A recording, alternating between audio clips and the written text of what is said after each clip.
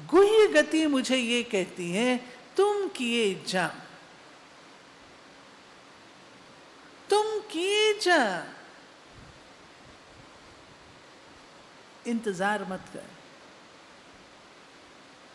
आपको मैं एक सच्ची घटना सुनाती।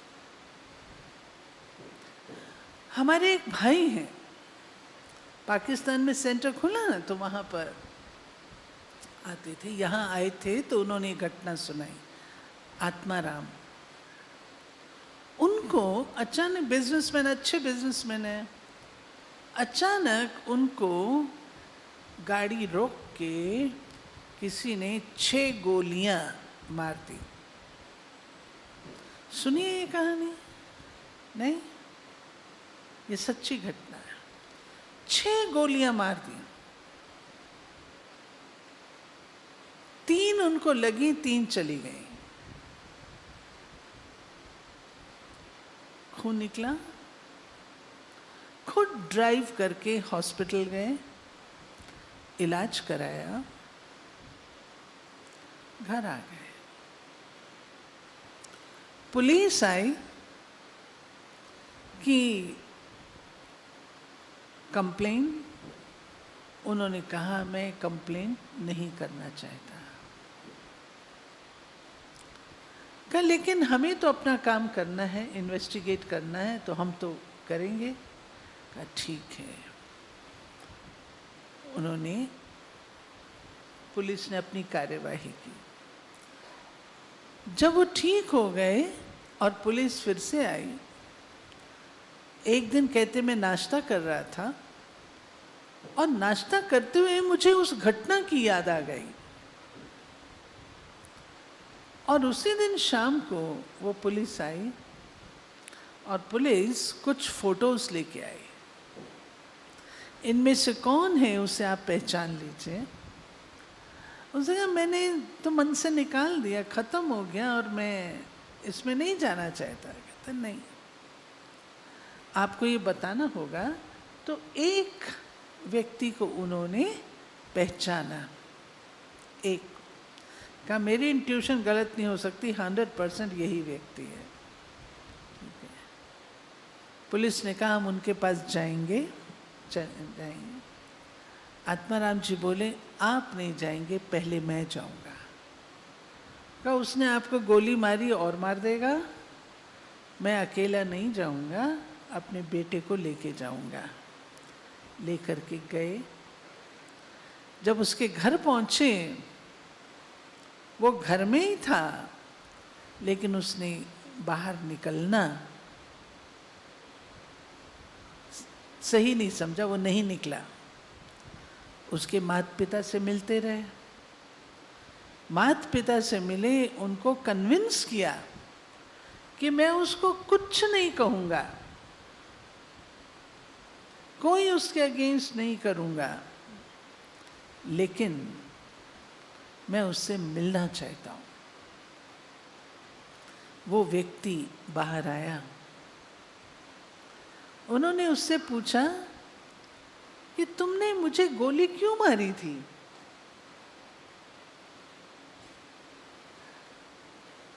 कंप्लीट कर।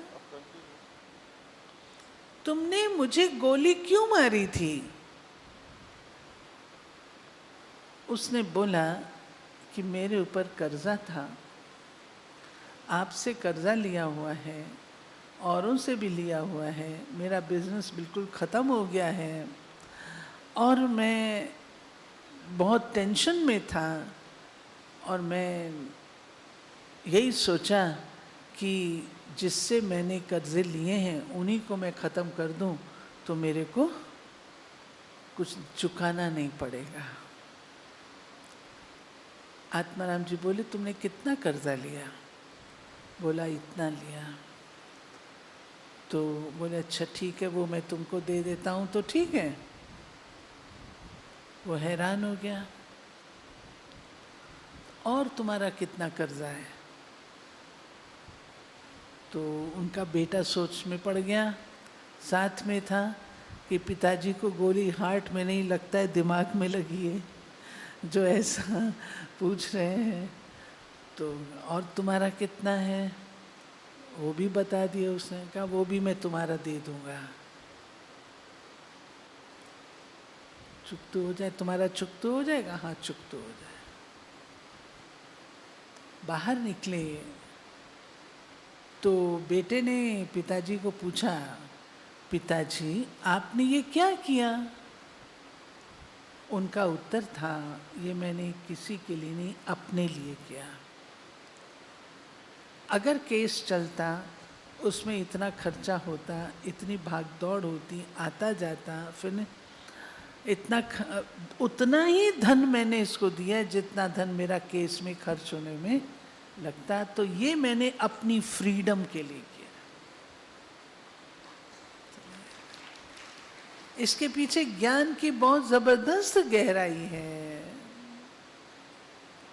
हम कुछ भी करते हैं, किसी को हम क्षमा करते हैं, हम उसे क्षमा नहीं कर रहे, लेकिन अपने आप को नेगेटिविटी से, व्यर्थ से मुक्त कर रहे हैं।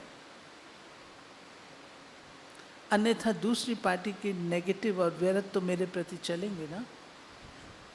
इसलिए बाबा ने जो हम बच्चों को ये बात सिखाई है, प्यारे बच्चे क्षमा करो और भूल जाओ।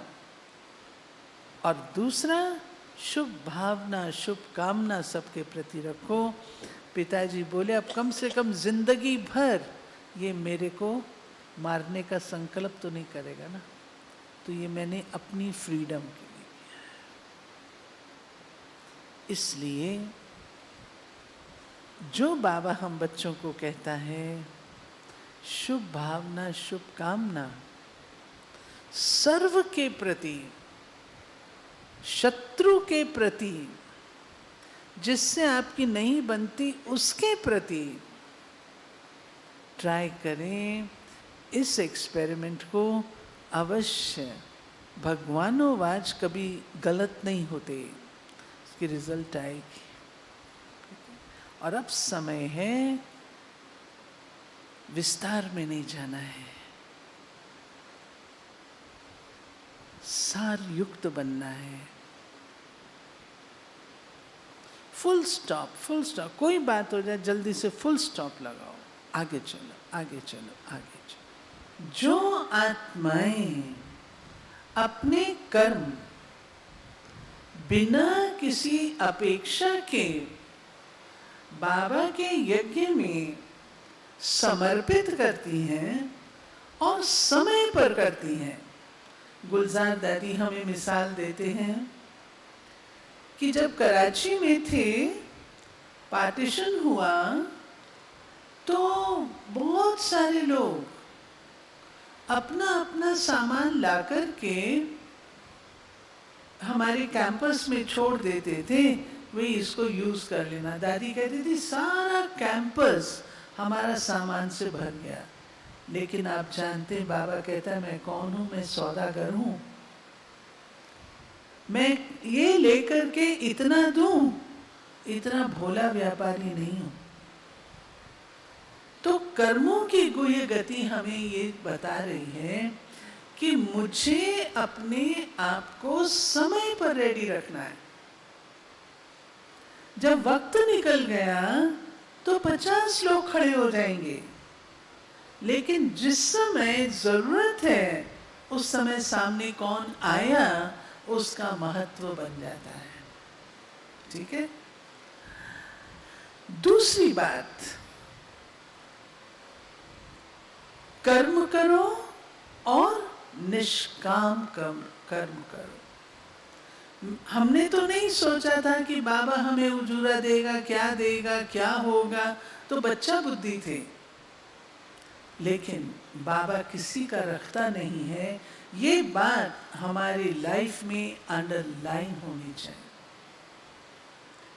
बाबा को दिया गया सहयोग, किसी भी प्रकार का कोई कर्म जो हम बाबा के प्रति करते हैं, बाबा उसका रिटर्न अवश्य देता है। यहां तक बाबा ने कहा है कि मैं और मेरा बाबा की मुरलियाँ वंडरफुल हैं, और मैं तो उन मुरलियों से ही अपनी अंदर अगर शक्ति भरनी है, बल भरना है, तो मुरलियों से ही होता है। बाबा ने एक मुरली में कहा, बच्चे तुम मैं और मेरेपन का त्याग कर दो। सारी प्रॉब्लम नाम मान शान की आती है कि मैंने किया लेकिन मेरा कुछ नाम नहीं लिया गया, मैंने किया कुछ इसका वो नहीं आया। कर्म करो और भूल जाओ। कर्म कई प्रकार के हैं। कुछ कर्म ऐसे होते हैं जो आपने किया और तुरंत आपको उसका रिजल्ट मिलता है। 3 प्रकार के बीज होते हैं। एक बोया और उसका एक ही फल आपको तुरंत मिल जाता है। जैसे गोभी का फूल, पत्ता गोभी का, ये सब हम बोते हैं तो तुरंत हमको एक सीजन में मिल जाते हैं। दूसरा ऐसा होता है बीज जो आप डालते हैं एक, परंतु उससे अनेक प्राप्ति होती है। मटर की फली का बीज डालेंगे, अनेकों बीन्स आदि आदि। तीसरा होता है जिसको आप डालते हैं, बहुत समय के बाद फलीभूत होता है, परंतु एक का अनेक और सीजन ब सीजन फल देता रहता है, जैसे आम का वृक्ष। इसी रीति से हमारे कर्मों की क्वालिटी है। एक है तुरंत वाहवा ले लेना, मिल भी जाती है। बाबा ने कहा हुआ है कि चाहे इस जन्म में ले लो, चाहे नेक्स्ट में ले लो। आपको याद होगा जब दादियाँ अपनी सेवा के लिए निकली तो बाबा ने उनको क्या चेतावनी दी थी। बाबा ने कहा था, बच्चे तुम जा रहे हो मैदान में, प्रकृति तुम्हारी दासी होगी, तुम्हें अनेक प्रकार की सहूलियतें प्राप्त होंगी, लेकिन बच्चे याद रखना कभी उसको स्वीकार नहीं करना। अगर सच में देखा जाए गुह्य गति के रूप से, कई बार हम ब्राह्मण क्या करते हैं, हम चाहते हैं मेरा नाम लिया जाए। बहन जी ने 10 का नाम ले लिया, मैं भी तो 11वां वहीं बैठा था, मुझे कैसे भूल गई, 10 को नहीं भूली, मुझे कैसे भूल गए। हम भूल जाते हैं। इसके विपरीत हमारी सोच में, और ये मैं अपने अनुभव से कह रही हूं, हमारी सोच में अगर ये अंतर आ जाए, बहुत अच्छा हुआ मेरा नाम नहीं लिया गया, अगर मेरा नाम लेते जेलसी पैदा होती, अच्छा हुआ नहीं लिया। ये भी तो एक नजरिया है अपने आप को संतुष्ट रखने का, और ये सही नजरिया है। गुप्त दान का, गुप्त कर्म का महत्व है। याद है, मेरा नाम ले लिया, वाह वाह हो गई, फिनिश्ड। कई बार हम कहते काम मैंने किया, नाम उसका लिया गया, वेरी गुड, होना चाहिए, बहुत अच्छा। बाबा ने कहा मैंने तो तुमको रिटर्न देना है, चाहे यहां ले लो चाहे वहां के लिए जमा कर लो, चॉइस आपकी है, आप क्या करना चाहते हैं। ठीक है, इसलिए कहा गया कि बीज डालो, उसके ऊपर मिट्टी डाल दो। डालते हैं ना हम लोग मिट्टी, क्यों डालते हैं? श्रेष्ठ कर्म के बीज बो और उसके ऊपर मिट्टी डाल दो, अर्थात उसको गुप्त रख दो। ये चाहना प्राप्त, मुझे प्राप्ति हो, प्राप्त हो। तो बाबा ने दादियों को कहा कि तुमने कोई भी सहूलियत को स्वीकार नहीं करना है। दादियों ने नहीं किया। उनको एक वो मिला, गुलजार दादी सुनाते हैं, आम की पेटी इतनी सी लेकर के आए एक भाई, और कहा ये बहनें आम नहीं खाती, कभी देखा नहीं, तो आम की पेटी दे के गया। बेगरी पाठ चल रहा था, तो बहनें क्या कहती हैं, ये हम माउंट आबू भेज देंगे। भाइयों ने कहा, बहन जी माउंट आबू के लिए हम दूसरा ले आएंगे, ये आप लाओ। जब तक दूसरी पेटी नहीं आ गई तब तक वो पेटी खुली नहीं। माउंट आबू गई तब आई। इसको कहा जाता है अपने कर्मों में जो प्यारे बाबा की याद समाई हुई है, कमाई जमा करना। हमारी कमल सुंदरी दादी देवता रहने वाली थी 6 बहनें। एक भाई इतना बड़ा पेठा दे गया कि इसको सब्जी बना के खाएंगी, लेकिन वो पेठा तो यहाँ काम नहीं आया बहनों के, उनको तो मधुबन ही नजर आता था। उसके ऊपर लिखा पेठे के ऊपर शिव बाबा माउंट आबू, और ये नहीं पता कि पार्सल कहाँ करना है, गाड़ी में डाल दिया। वो पेठा लुढ़कता फुड़कता शिव बाबा माउंट आबू के पास पहुंच गया। इसको क्या कहेंगे हम? ये है श्रेष्ठ कर्म। भावना क्या है? दूध आता था, दादियां दूध नहीं पीती थी, ये कि हमारा बाबा दूध नहीं पी रहा है, हम कैसे पिएंगे? उस दूध से इतना सा मक्खन बनाएंगी, घी बनाएंगी और मधुबन भेजेंगे। ये क्या चीज है? यज्ञ से प्रीत। हम ब्राह्मणों की लाइफ में, मैं नॉन बीके के हिसाब से आज का लेसन नहीं करा रही हूं, हम ब्राह्मणों की लाइफ में क्या सच में जो हम कहलाते हैं कि हम परिवार के सदस्य हैं, क्या हमारे मन में इतना प्यार मधुबन के लिए बसता है? चेक कर लीजिए। तीसरी बात, बाबा ने, मैं पढ़ती थी, ग्रेजुएशन कर रही थी, बीए सेकेंड ईयर था, वो मेरी लास्ट मुलाकात थी बाबा के साथ। 58 से लेके 69 तक बाबा से मिलते रहे, बीच में अनेकों बार, वो अनेकों कहानियाँ हैं, उनको मैं अभी नहीं ले रही हूँ। लेकिन 68 में लास्ट में जो मेरी मुलाकात हुई बाबा के साथ, बाबा ने मुझे पर्सनली कहा, बच्ची सदा याद रखना, जैसा कर्म मैं करूँगी मुझे देख और करेंगे। ये एक सिद्धांत, ये एक प्रिंसिपल है जिसको हम लोग सब रिवाइज करते हैं। मेरा सवाल है, क्या हम इतना अटेंशन अपने कर्मों पर रखते हैं कि जैसा कर्म मैं करूंगी मुझे देख और करेंगे, दूसरे मुझे फॉलो करेंगे? इतना अटेंशन होता है?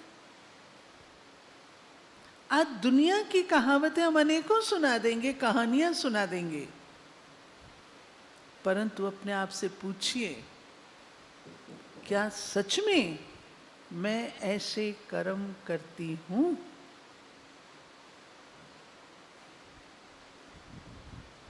ये है गुह्य गति।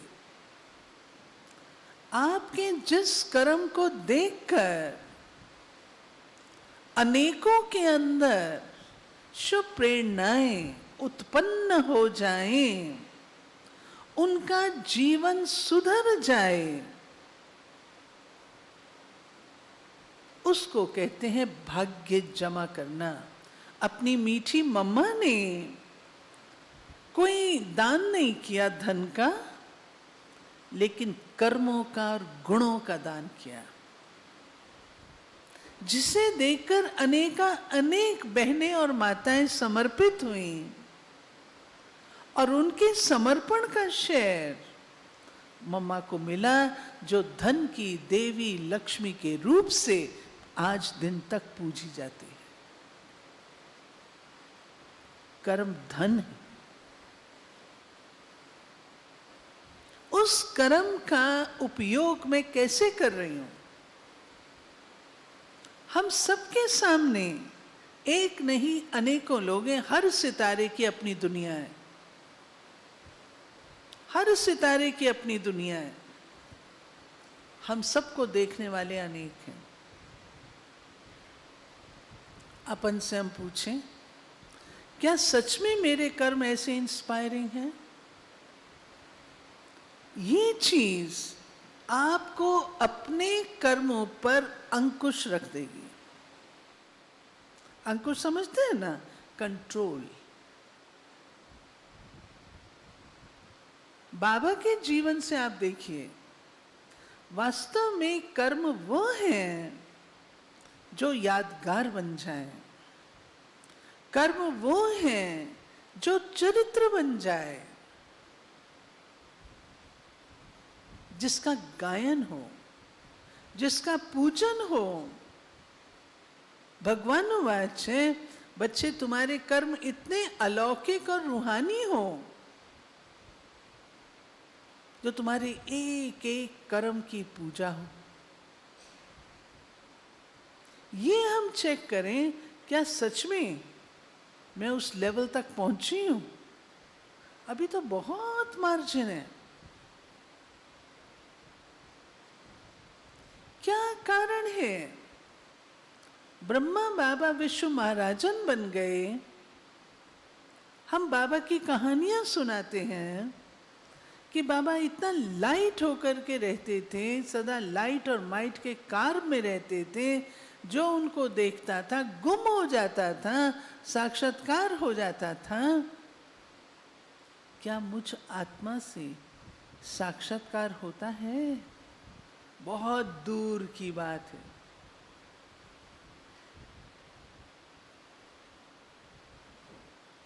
बहुत दूर की बात है।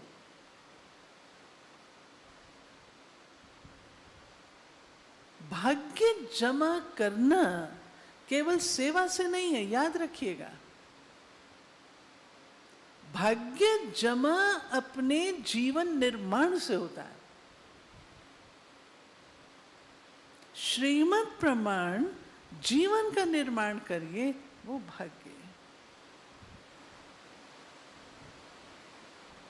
बाबा साधारण कर्म कर रहे हैं, अनाज साफ करने का। ऑफिसर आता है, बाबा की दृष्टि पड़ती है और उसको साक्षात्कार हो जाता है विष्णु का। कैसे? बाबा ने अपने लाइफ में इतना कर्मों में परिवर्तन लाया था, रूहानियत लाई थी, जो बाबा को देखते सार ही विष्णु का, ज्योति बिंदु का साक्षात्कार होता था। साक्षात्कार कोई फोटो नहीं है, साक्षात्कार कोई इंटरव्यू नहीं है। साक्षात्कार वो छाप है जो आत्मा को उसके ओरिजिनल स्वरूप की पहचान करा देती है।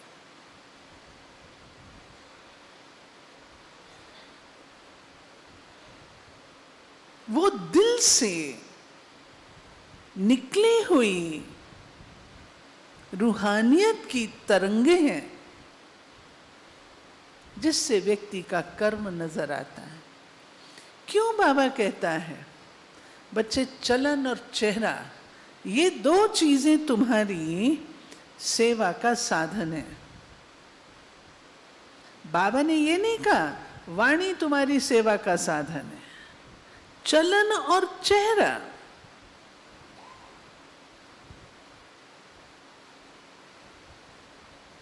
वो कैसा है? क्या सच में मेरी चलन से और मेरे चेहरे से नजर आता है कि मैं किसकी संतान? बाबा का साक्षात्कार होता है। एक बार बाबा आए थे, बड़े महारथी सब बैठे थे। बाबा जाने वाले थे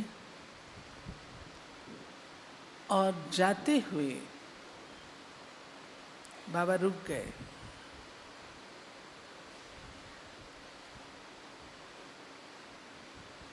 बाबा ने कहा, मैं एक बात कहूं? एक बात कहूं? बाबा कहे, मानेंगे सभी? सभी ने सोचा पता नहीं क्या बात बाबा कहने वाले हैं।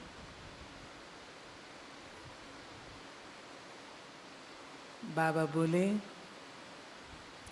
जैसे इस समय मुस्कुरा रहे हो ना, ऐसे ही सदा मुस्कुराते रहना, अपना चेहरा खराब नहीं करना।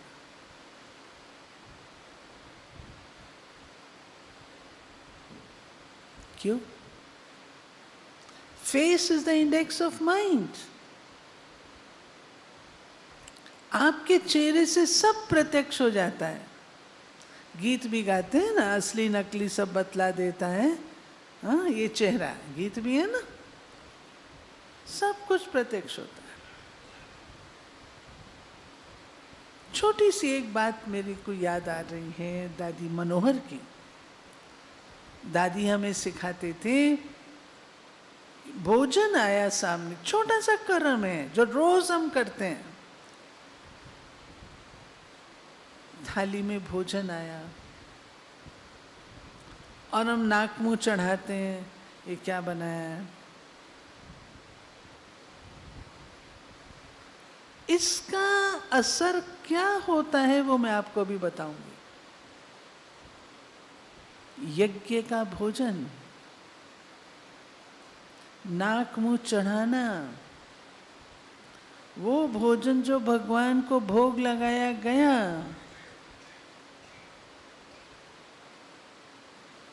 आज एक बहन थी, आज नहीं, एक बहन थी तो जब थाली सामने आए ना तो ऐसा करे। नतीजा ये हुआ, जब उसने शरीर छोड़ा, सबको भूल गया, उसका भोग लगा ही नहीं, भोग ही नहीं।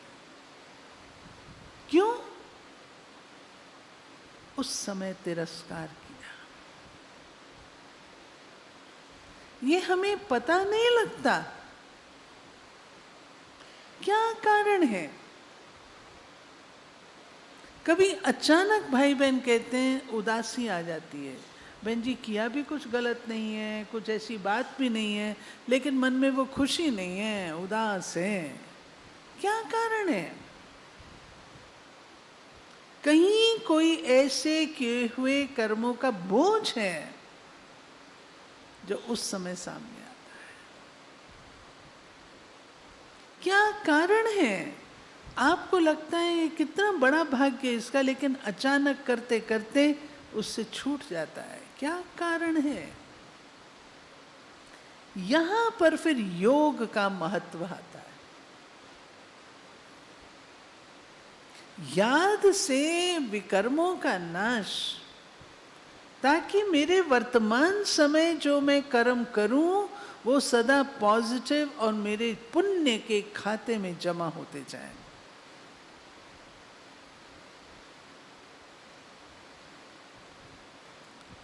कई प्रकार की ब्राह्मण लाइफ में बातें आती। एक दिन गुलजार दादी कह रहे थे, बड़े महारथियों का क्लास था, दादी ने एक ही सेंटेंस में सारा सार कह दिया। दादी ने कहा, आप बड़ों का काम है लाइन सीधी रखना। लाइन सीधी रखना अर्थात एक के पीछे एक चलते हैं ना, कोई अगर टेढ़ी बांकी हो जाए, मनमत से चले तो थोड़ा तो टेढ़ा होगा ना, वो एक टेढ़ा होगा, उसको देख के दूसरा भी ज्वाइन करेगा, तीसरा भी करे, लाइन तो टेढ़ी हो गई ना। आप महारथियों का काम है लाइन सीधी रखना। इस सभा में सारे महारथी हैं ना। मुझे देखकर किसी को गलत कर्म करने की इच्छा पैदा ना हो, अपने कर्मों में इतना बल रखना है। कोटेशन देना, फलाना भी तो करता है ना, हमने किया तो क्या, अरे बड़े बड़े महारथी देख लिए, 50-50 साल 60-60 साल की तपस्या वाले देख लिए हमने। क्या देख लिया आपने? कुछ भी नहीं देखा।